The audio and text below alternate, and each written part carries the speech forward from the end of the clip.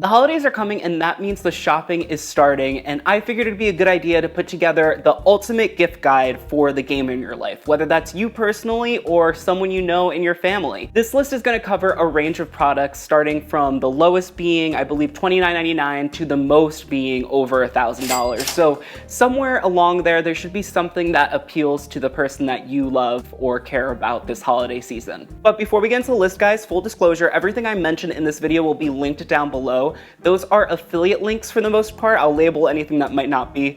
But what happens is when you click that link and you purchase, it does give a kickback to the channel. It costs you nothing extra, and it's just a way to support the channel while we make our way to getting monetized on YouTube and joining the YouTube Partner Program. And if you want to support us in that way, you can also just watch this full video, keep watching any of the other content I have produced on the channel, and it will get us closer to our goal of making money on YouTube and funding bigger projects. And of course, don't forget, if you enjoyed this video or enjoy any of the other content I produce on this channel, make sure to leave a thumbs up. It helps push the content to other people in the algorithm, and make sure to subscribe for future video game and Pokemon card content, all this nerdy pop culture stuff. So just to start off the list, I really wanted to just shout out some games that are very popular or have come out recently that people are going to want to pick up. These games traditionally range between, let's say, $50 and $70 depending on what console they're on, and they'll definitely be on sale at some point during Black Friday or any other holiday sale. So games to look out for if your child or friend or you don't already have them.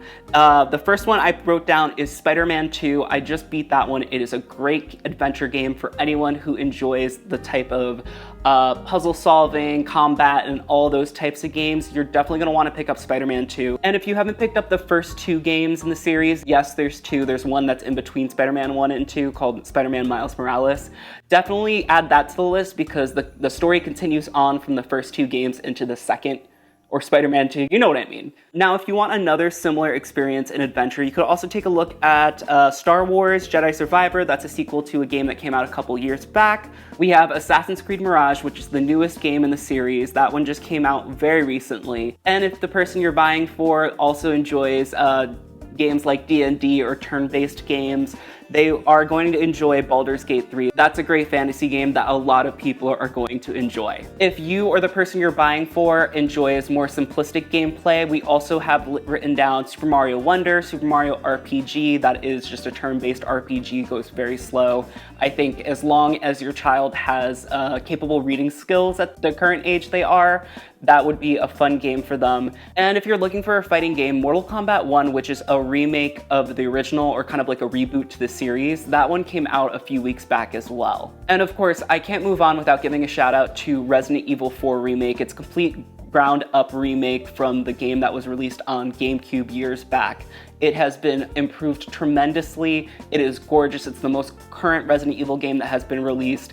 And if the person you're purchasing for enjoys horror, this would be right up their alley. There are a bunch of games that people might enjoy, so I'll be sure to list anything extra that might pop in my head in the description while I'm editing. Alright, so going into our gaming products, the first thing I have written down here is a charging dock for your controllers, whether that be for Xbox, PlayStation, or Nintendo Switch. The first one I have written down is the PowerA charging dock for the Series X. Now, if one thing that you might not know, if the person you know who owns an Xbox Series X or S has the controllers, those actually use AA. So this actually is a bundle that has a rechargeable battery built in, and then they could just place it on the dock and get a quick charge whenever they need. And there's also a PS5 controller dock they sell. The PS5 already has rechargeable batteries built in, so it will be as simple as just unboxing the product, plugging it in, and placing the controllers onto the dock. Now, both of these docks are going to be sold for $29.99. That's a great deal, especially for the PowerA, because for the same price as the Sony product, you're also getting those rechargeable batteries bundled in with the dock itself. So definitely keep an eye out for any sales on these products because these are a no-brainer for anybody who is a gamer. Now, the next product I want to talk about is called the Genki Covert dock. Now, this is basically just a tiny little plug-looking thing that actually has a dock built in for your Nintendo Switch or your Steam Deck or any other handheld mobile device. The thing that's cool about this is it's a fraction of the size of the docks that get bundled in with the products. It's a lot less of a hassle to carry around and you're saving space in your bags, and it might be perfect for someone who's traveling all over the place, whether it's someone that needs to bring it between mom and dad's house, maybe grandma, It's definitely something that I would consider picking up if you know someone who enjoys their mobile gaming. The original Covert dock sells for $69.99 MSRP, but I did check on their website recently and it's on sale for $39.99. This is probably because they're making room for stock for their newest Covert dock, the Covert Dock 2. In my opinion, if you are just looking for something to travel, I would take advantage of this sale. The Covert Dock 2 has a couple added features like better resolution and better quality, but it's not noticeable enough to warrant paying the extra money. And if you purchase this directly from their website, definitely use the code PixelChris10 to save 10% off your purchase on that or any other products they sell on their website. So the next thing on the list is for anybody who enjoys mobile gaming on their phone, whether that's something as simple as Minecraft or something a little more complicated like Call of Duty Mobile. So I chose two mobile controllers that I think will be perfect if you want to game comfortably while on the go. And the first one is called the Backbone. I've talked about this one a million times. I've made so many videos mentioning this product, as well as the Razer Kishi V2. So these controllers slide onto your phone and basically give it kind of like a Nintendo Switch look, which makes it very comfortable. You're able to hold the screen up as close as you need it to be, and the response time for both of these devices is great. You're gonna have a great experience on the go with them. If I had to choose, I'd go for the Backbone, but the Razer Kishi V2 is also a very good device and feels of very good quality. So you really can't go wrong with either of them. If you want a more in-depth look at these products, I'll tag the video above where I compared the controllers alongside of another controller called the Game Vice Flex. So going on to the next idea, I actually have a few products written down for this, and that is for a gaming headset. If you know anybody who wants to be playing with their friends on Xbox Live, PlayStation, even Nintendo Switch, something to get them is probably a nice quality gaming headset. And I actually have a couple written down here. There is one disclosure though. Anything that's wireless typically only works for Xbox or PlayStation, and you want to make sure you're buying the proper model for the device you're buying it for. So I have a couple products written down here. I have the Razer Nari for PS4 and PC. Now, if it says PS4, it will also work for PS5. It's just not gonna work if you buy something for Xbox and give it to someone who has a PlayStation. Razer is a trusted brand with great quality in all their products, and it's very affordable during the holidays. They sometimes do 50% off sales, which I actually have listed off here. And when I say affordable, I mean more like affordable compared to other products in this space. So right here, it says the MSRP is $99.99, but it's on sale currently on Best Buy for $39.99, and I'm sure this won't be the only sale. I also have written down another one called the Razer Kraken, and this one is the exception. If it's wired, it should work for both PlayStation and Xbox, and it says here it works for PlayStation 4, 5, Xbox Series, Xbox One. So if you get a wired headset, you do not have to worry. And the last one in this group is a little bit more of a premium option. It's called the SteelSeries Arctis 9X wireless headset. There's versions, again, for both Xbox and PlayStation, and typically the MSRP is $199, but it's currently on sale on Best Buy as well for $99. So that's almost a 50% off discount. Whichever headset you end up choosing will be a great choice. Both Razer and SteelSeries are very reliable brands, and I have never had a problem with any of the products I've ever purchased from them. Now, this next set of items is for someone who is definitely a hardcore gamer, maybe even plays competitively, and that is getting them a Pro controller for whatever device they own.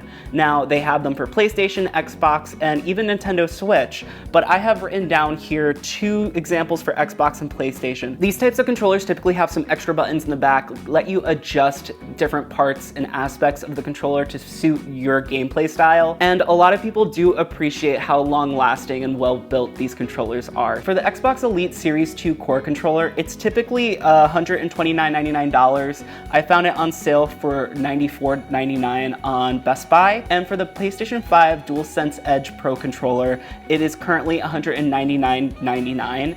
That could also end up getting a sale, but currently it is not on sale. All right, guys, so now we're getting into the big money items. Now, these are over $200 from this point on, and the first thing that we're gonna talk about is a VR headset. VR has been getting more and more popular every day, with new people purchasing different types of headsets and different people coming into the VR space to create their own types of headsets. Now, the three different types of headsets I have listed here are basically the most popular and the most user ready for anybody who isn't too deep inside virtual reality or VR in general. Now I have listed over here the MetaQuest 2 and the MetaQuest 3. Those are the first two.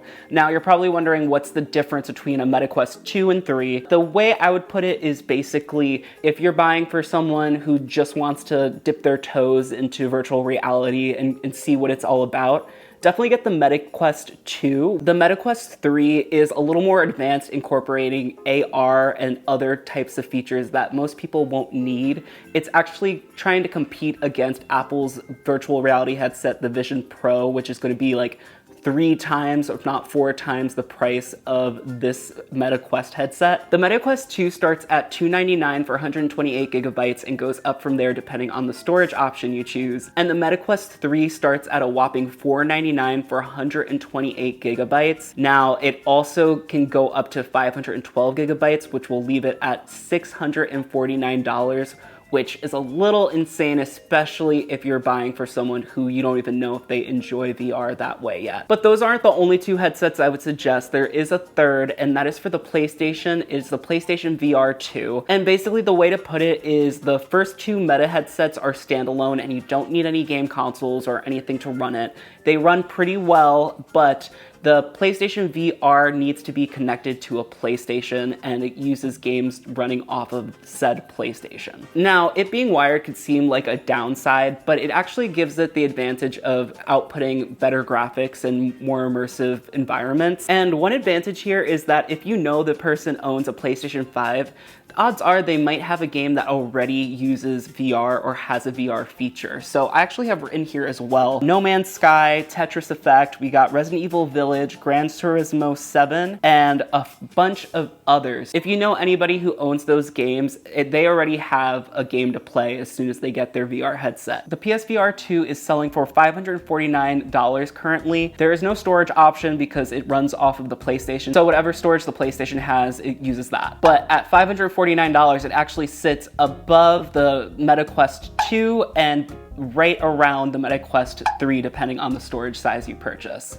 PSVR, despite being wired, does have a great set of features, and I've actually heard reviewers say they prefer the tech in the PSVR, but the only thing holding it back is the amount of games that can be played on it. Okay, so maybe the person you're buying for isn't a big console gamer or wants to get into computer gaming, and I have written down here a couple of gaming laptops to consider. And the first one is the MSI Thin GF Series 15.4 inch laptop. Now, this one is $699 MSRP, but I saw it on sale for $579. Now, this laptop should have all the power that anyone who's starting off on PC gaming should need. It's running an NVIDIA GeForce RTX 2050 graphics card, which is a little older, but it still performs perfectly fine, and you're going to be getting a lot of good performance out of this type of laptop, especially if you're a beginner. And on the more expensive side of laptops, I also have the Asus ROG Strix G16 laptop,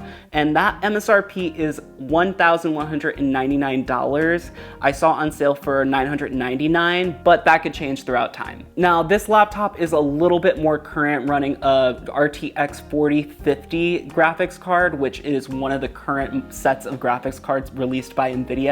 And it should be future-proof for quite some time with the amount of power that's packed into it. The good thing about certain laptops, though, is that they let you upgrade as you need. So if you need to replace the RAM or a graphics card, there should be a way to do it. And I can't move on without mentioning the Steam Deck. The Steam Deck is a portable computer that's shaped kind of like a Nintendo Switch, but bigger, and it runs Linux, which is a computer-based software. The advantage to buying this is that it's a very powerful computer for a handheld, and it's made by Steam, which is the big computer like video game hub for most PC players. So any games that you purchase on your Steam Deck or your PC will be available on the other. So if you have a full library on your Steam Deck and one day they do purchase a PC, all those games will be playable on that PC. And one of the things I love most about this option is you can get a refurbished one from as little as $320 to a brand new one that's over $600. And they even just announced today, as I'm filming,